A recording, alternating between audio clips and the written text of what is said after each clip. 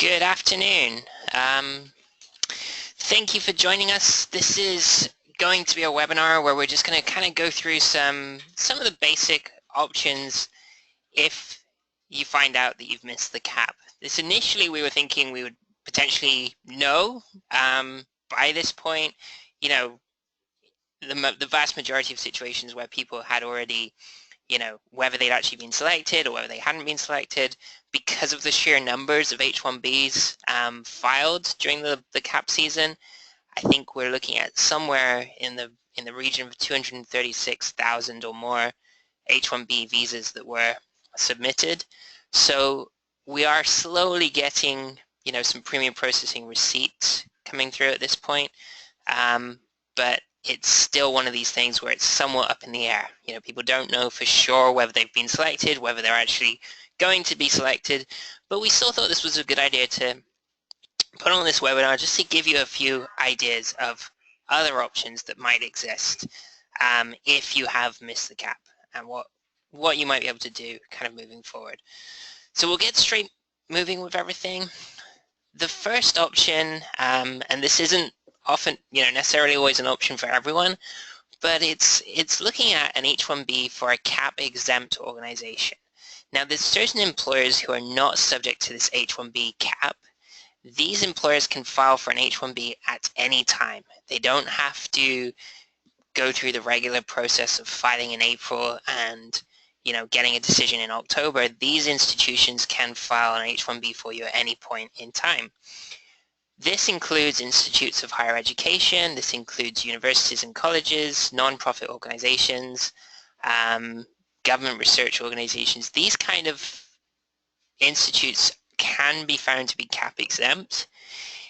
It can be a tough one to establish that they are cap exempt if they haven't processed these cap exempt H-1B visas before, but this may be an option.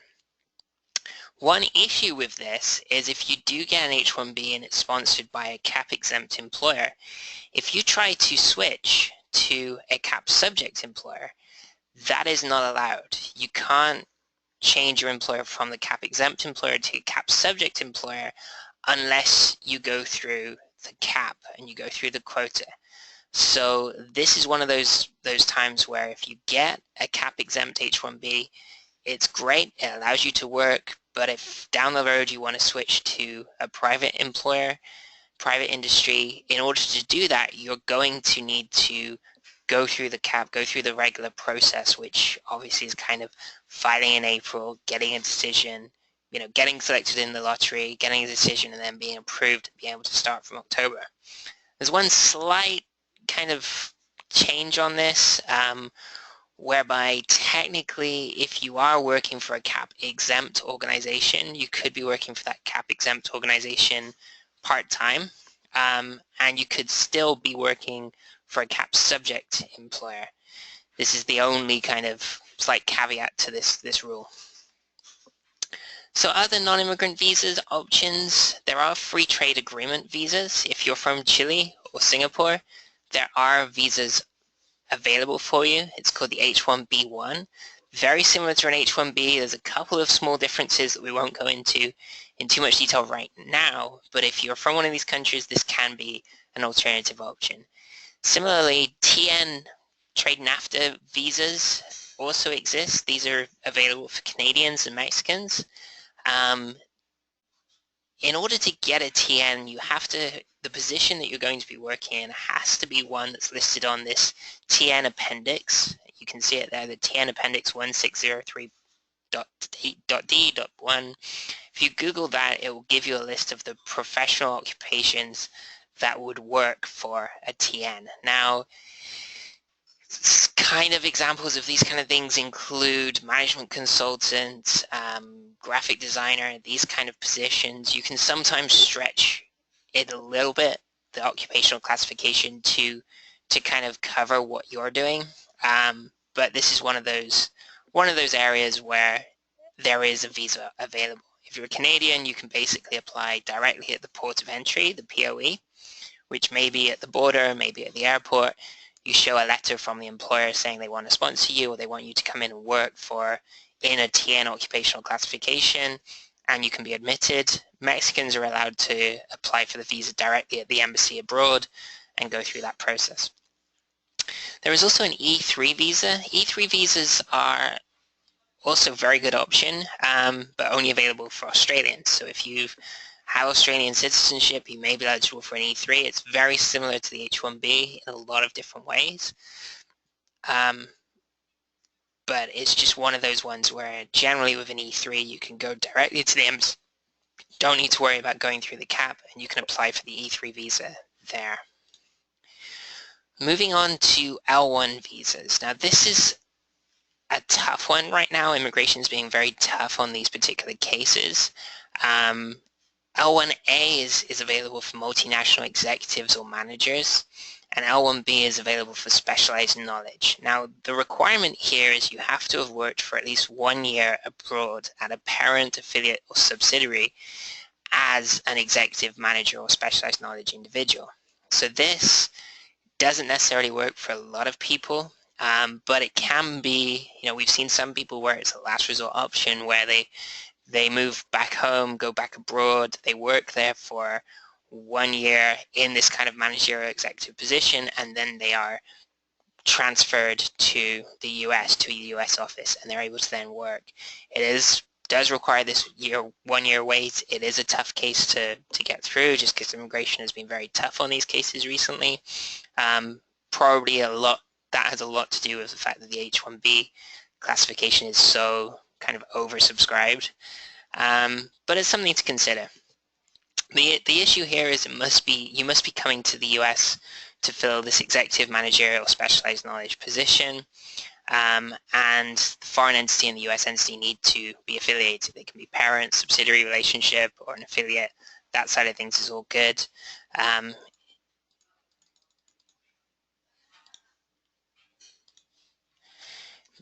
One of the other good things about the L1 is you can be a national of any country. This is available to anyone. There's no quota.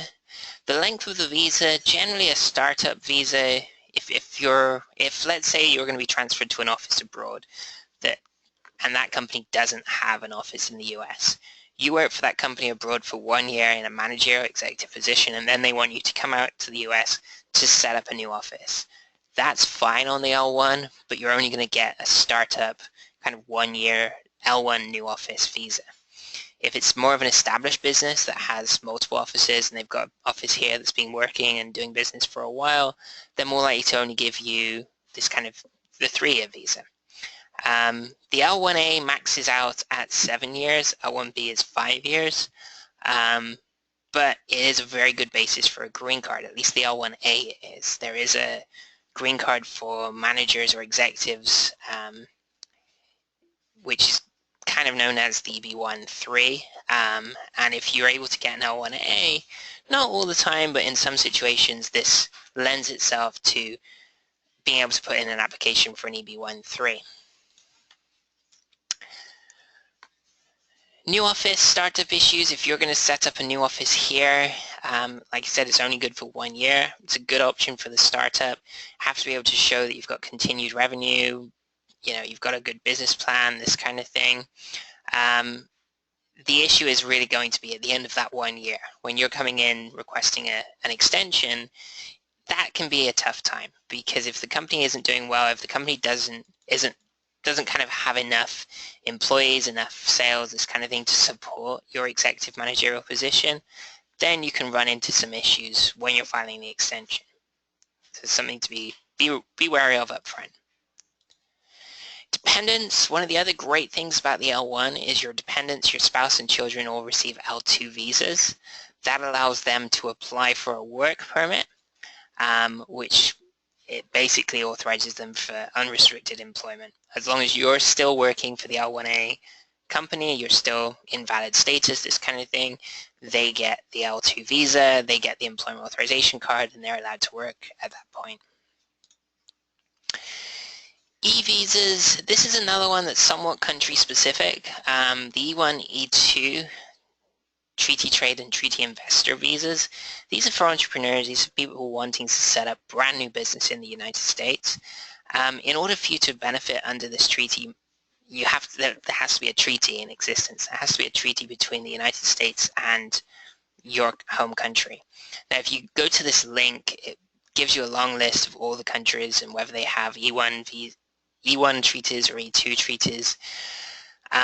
At least 50% of the company that you're going to be working in, that you're going to be starting up or whatever, it must be owned by the treaty company. So this is definitely a good option, particularly for a startup company or if you want to buy some kind of an existing company. E1, so the difference here basically, E1 Treaty Trader is one of those kind of cases where you're going to be showing that at least 50% of the trade is between your treaty country and the United States. So this can be imports or exports. The idea here is the focus is very much on trade, that the company in the US is going to be trading with a company or with the foreign country abroad. And this kind of was one of those ones that's massively underused.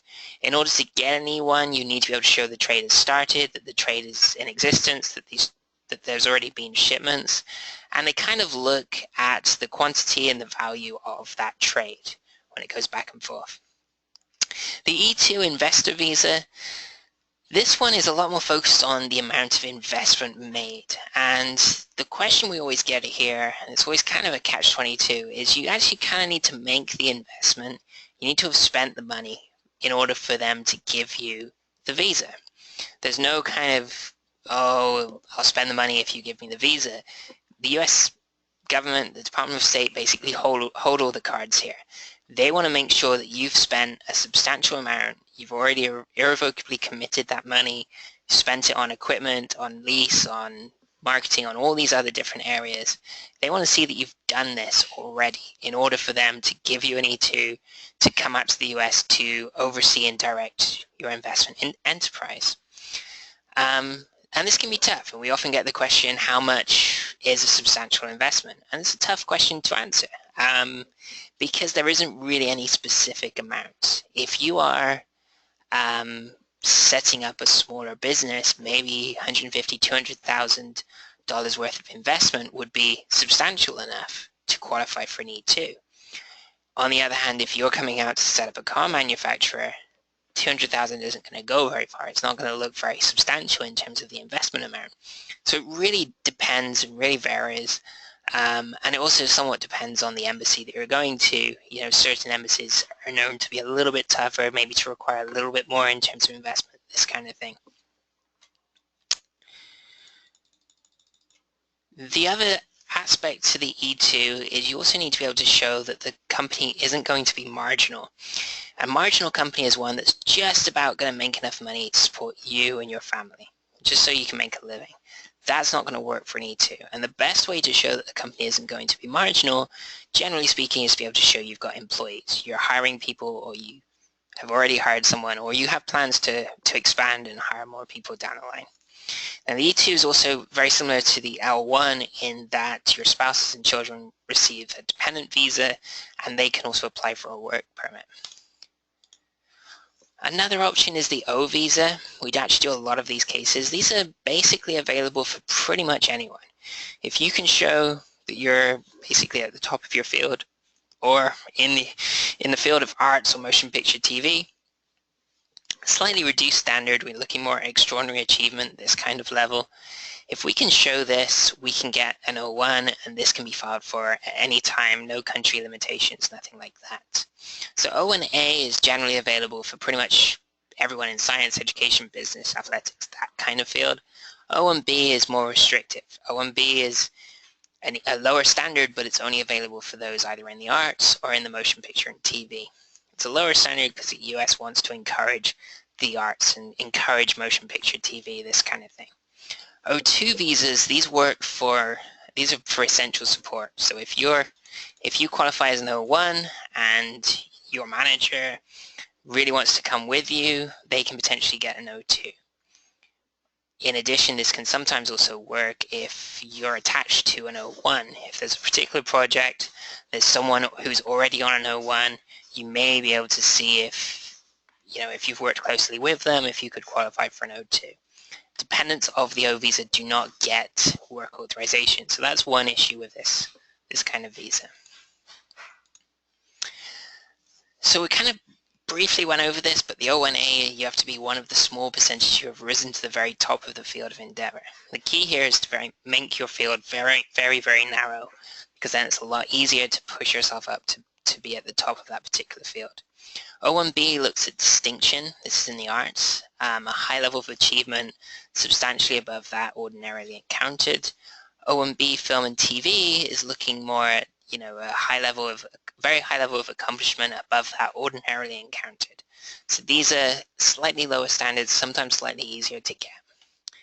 The types of evidence that can work for an O1, people say, oh, I don't have an Oscar or I don't have an Emmy, so there's no way I'm going to be able to get an O1. That's not the case. If you have one of those, great, that's all we need to submit. We say, okay, this person's won the Oscar, they qualify for an O1. But lesser national or international awards can be one criteria. Of the criteria you can see up on the screen now, we basically only need to hit 3 of these criteria for each person.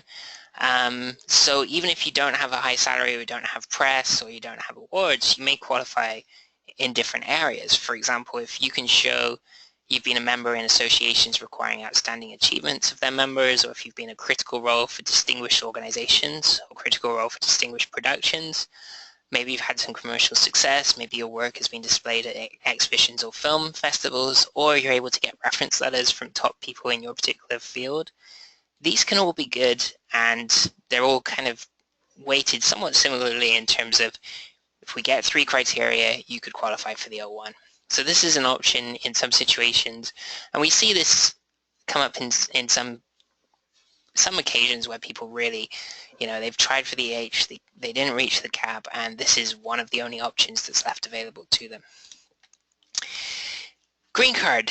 Now, green card, going straight to a green card is definitely one other option.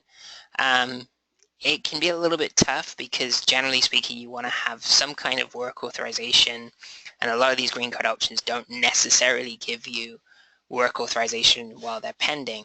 But if you have OPT, if you have STEM OPT, you may have a really long period of time where you're work authorized, but you want to try and jump to either a green card or a work visa or something like that.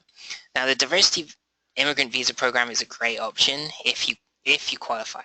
So a lot of people do not, but if you're from one of these countries, you can apply. Like you can see there, 14 million qualified entries in the DV 2015 program.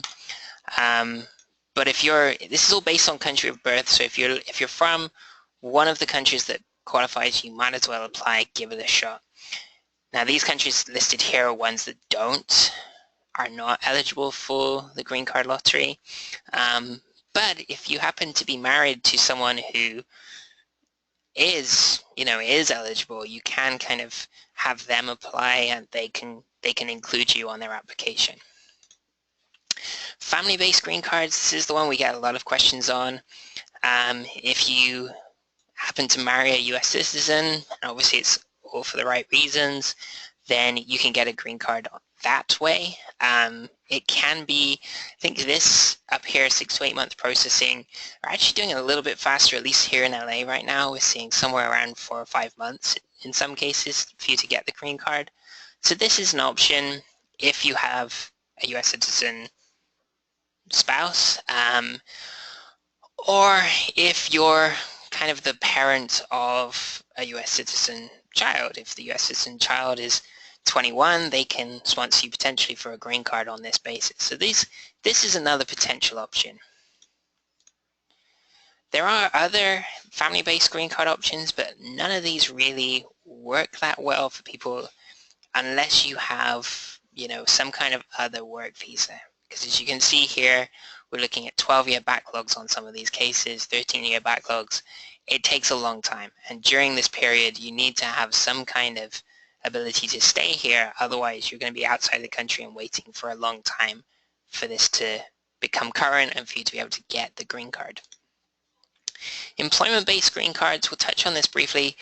The O1, as I mentioned earlier, was a non-immigrant visa. Now there's an EB-11 for aliens of extraordinary ability.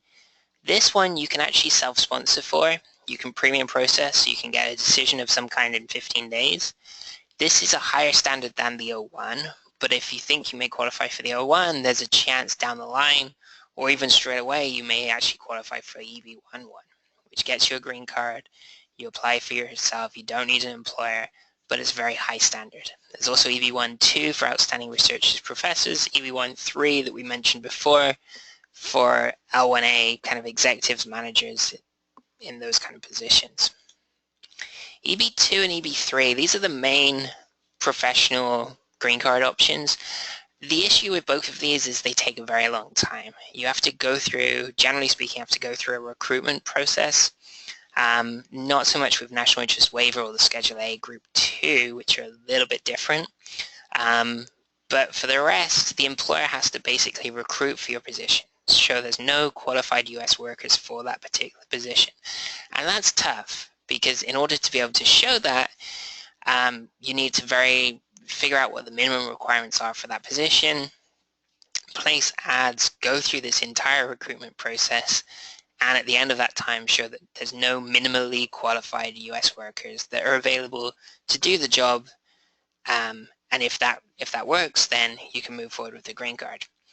The EB2, I'll briefly kind of go over the second preference. The difference between EB2 and EB3 is EB2 is where the position itself requires at least a master's or higher degree or a bachelor's plus 5 years of experience.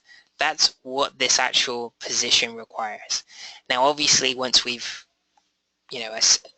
figured out that these are the minimum requirements for that position, in order for you to get a green card based on that, we do also need to be able to show that you actually have master's or higher degree or the bachelor's plus 5 years, so you qualify for these kind of minimum requirements set for the position.